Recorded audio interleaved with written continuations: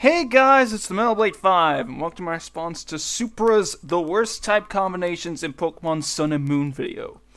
As the title makes it fairly obvious, this video goes over what Supra thinks are Sun and Moon's worst type combinations.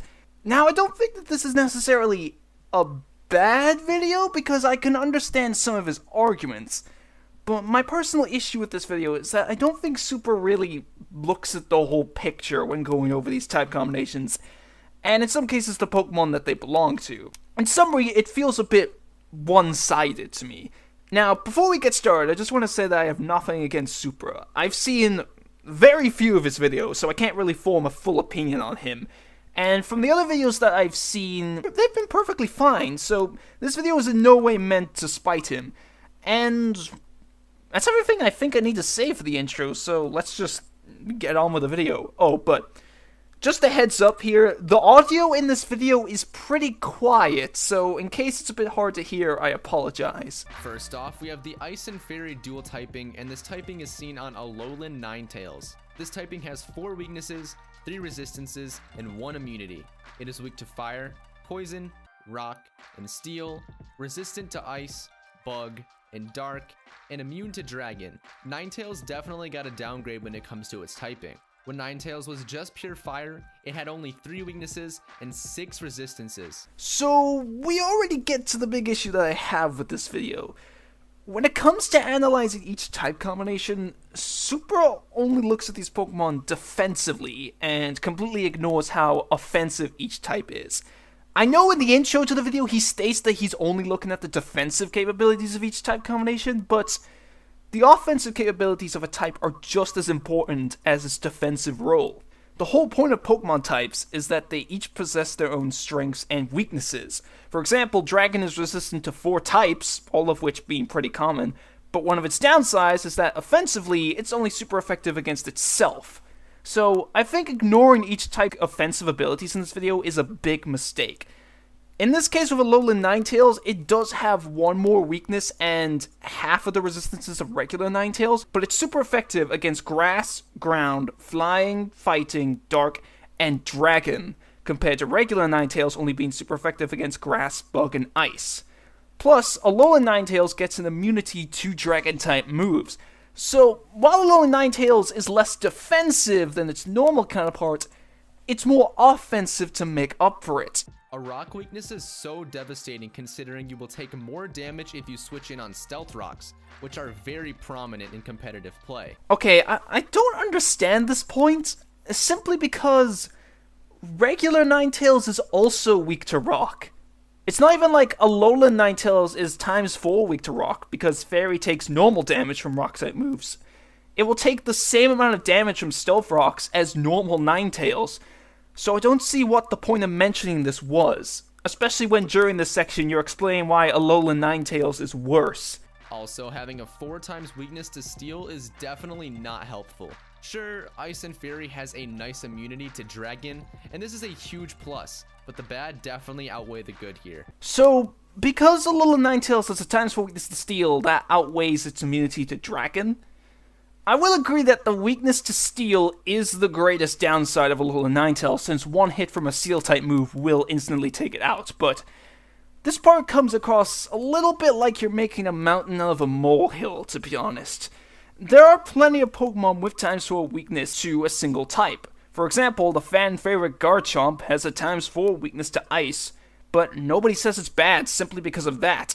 It is a flaw, but a lot of people look past that when seeing how good it is at a lot of other things.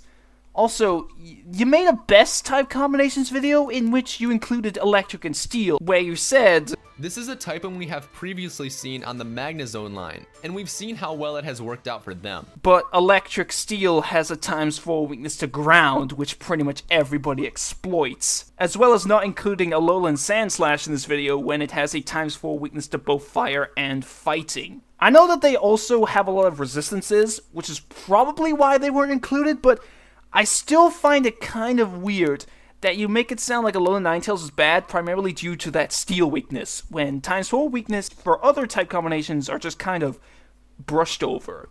Plus, steel isn't a very common type, both in terms of Pokemon and moves, while in the case of Alolan Sandslash, I've heard that fire and fighting are the most used types in competitive play, which you did mention when talking about Stealth Rock.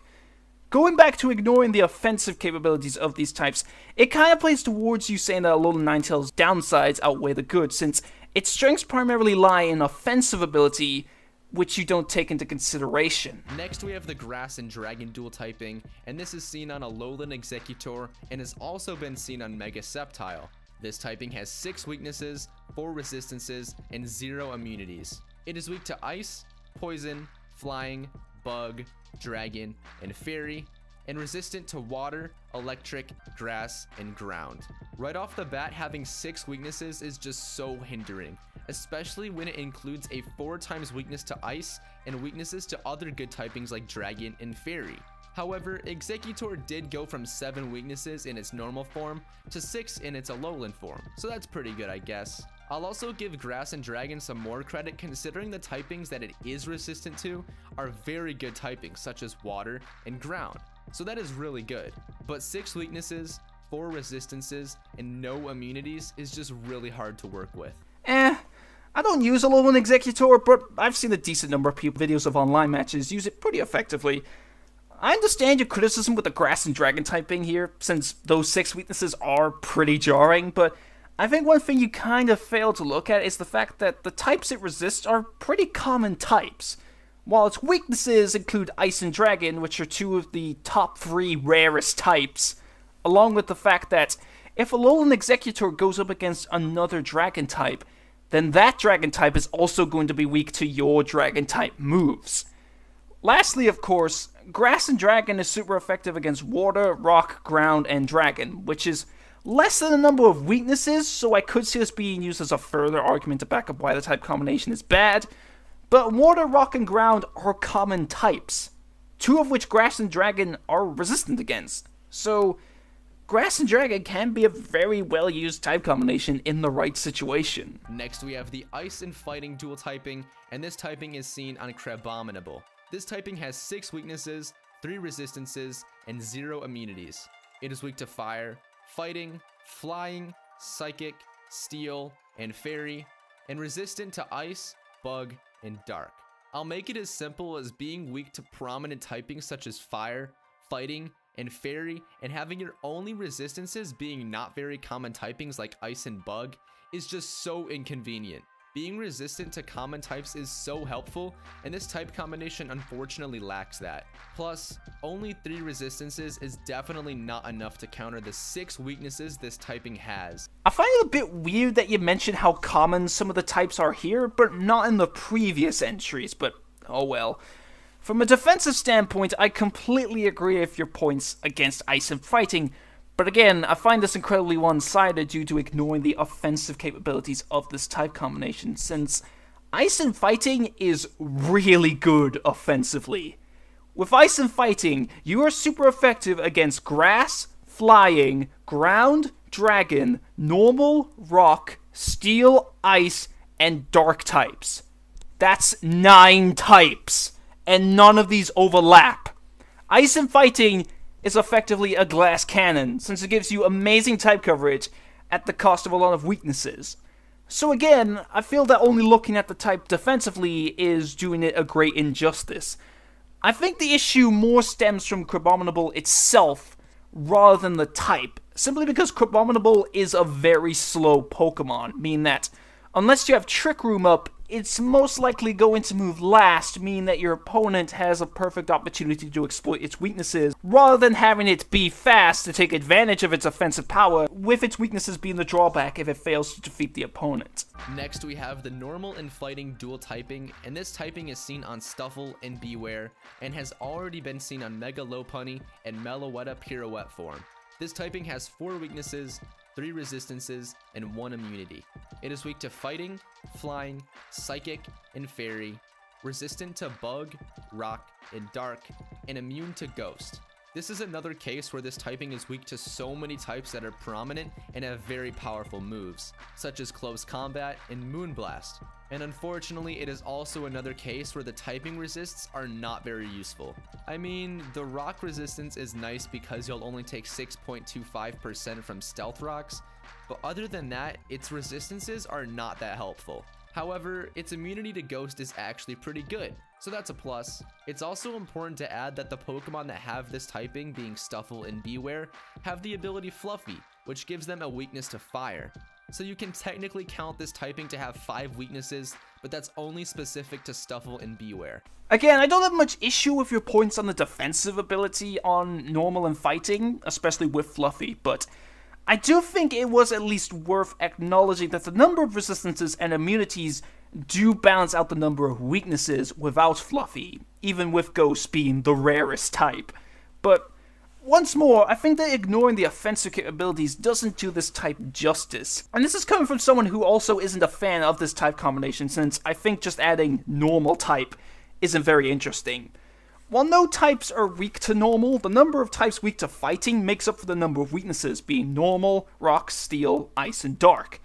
So on top of an immunity, since I think having an immunity to any type is a positive, I think that normal fighting is a perfectly fine type combination. Excluding Fluffy, depending on how you look at that ability. And last but not least, we have the Psychic and Flying dual typing, and this typing is seen on Oricorio Pau style, and has also been seen on Natu and Xatu, Lugia, Woobat and Swoobat, and Sigilyph. This typing has 5 weaknesses, 3 resistances, and 1 immunity.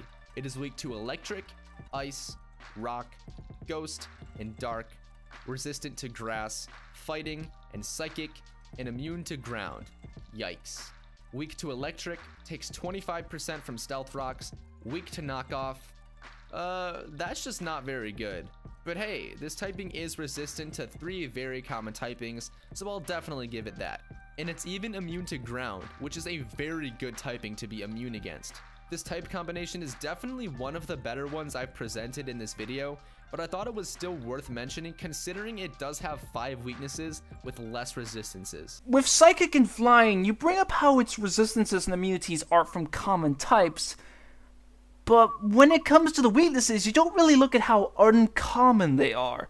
While Rock and Electric are common, Ice and Ghost are the 2 rarest types, while Dark is uncommon, which you mentioned in Crabominable's section. Meanwhile, Psychic and Flying is super effective against Fighting, Poison, Grass, and Bug, which includes 2 common types, one of which being one of the most used in competitive play, and 2 lesser common types, which somewhat reflects the structure of the weaknesses.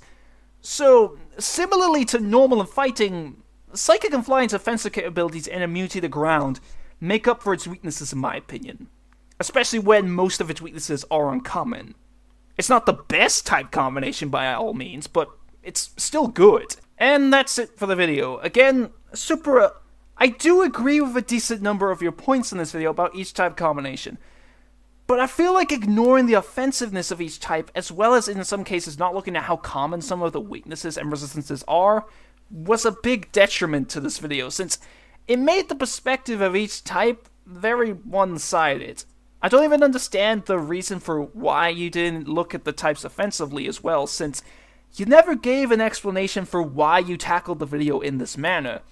If the title of the video was The Worst Defensive Type Combinations of Pokemon Sun and Moon, in which there was also a video on the worst offensive type combinations, I would understand this a bit more, but would still think that it would be wrong to look at these types from only one side of the spectrum, since, like I said before, a type's offensive power plays as just an important role as how defensive it is. I don't mean to bring you down by making this video, but maybe in the future if there's a Generation 8 and you make a best and worst type combinations list for that, then I think it could be a good opportunity for you to improve by also including the offensiveness of each type combination. But with this shorter response at a close, I'll see you guys for my next response video, which will be to a video I've wanted to cover for some time now.